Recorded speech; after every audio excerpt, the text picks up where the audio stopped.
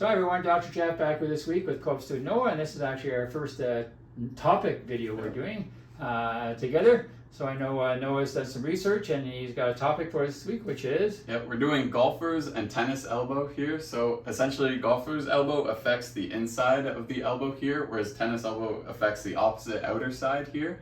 It's a form of tendonitis that can make the forearm area quite painful.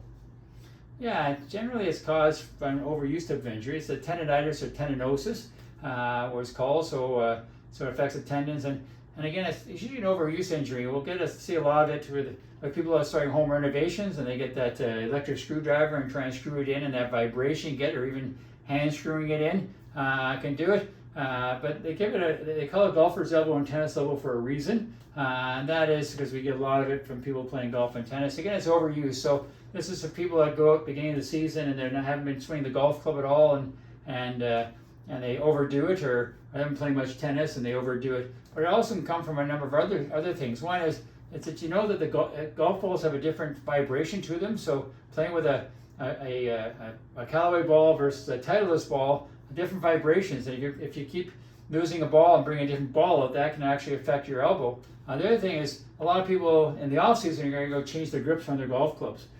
So it's either stickier, it might be a little bigger, and again, that change of grip is going to change how you hold it. Same thing in tennis. Tennis strings have a different vibration to it. Tennis balls have a different vibration to them. So if you're playing with Penn or Schlesinger and you're changing up all the time, can affect it. The tennis grip, if you're putting a new grip on your racket, new strings on your racket, these can all impact that elbow because of a vibration that's going through your elbow. And the big thing is your technique. So if you have very poor swing technique, or very poor racket tennis technique, that can really affect your elbow as well. And for that, you may want to go and get a lesson or two to try and improve your technique.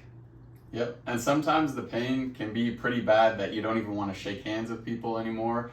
It may be difficult to take a sip of coffee from your coffee cup in the morning, or changing gear shifts in your car could be difficult. Sometimes when left untreated, it can also make your arm feel like it's almost unusable. Yeah, that's worst case scenario. It's really bad. I've had people come in, they've had to change cars with their spouse because their car was a standard, and they can't drive a standard because they can't push it around. You know, same thing, they can't get that cup of coffee in the morning and hold on to it. They have to use two hands to try and get it up. So it can be very debilitating with it. So how do we get rid of it? Well, rest, of course, is one of the best things, is resting it. So whatever you've been doing to cause it. So if you're playing lots of golf, you might want to take a break, or lots of tennis, take a break. If you're doing home renos, take a break from it.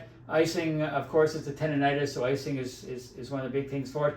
I always suggest with icing, don't just slap an ice pack on it. All you're going to do is burn your skin with it. Not going to do very much. Put some water in a water ball, freeze it up.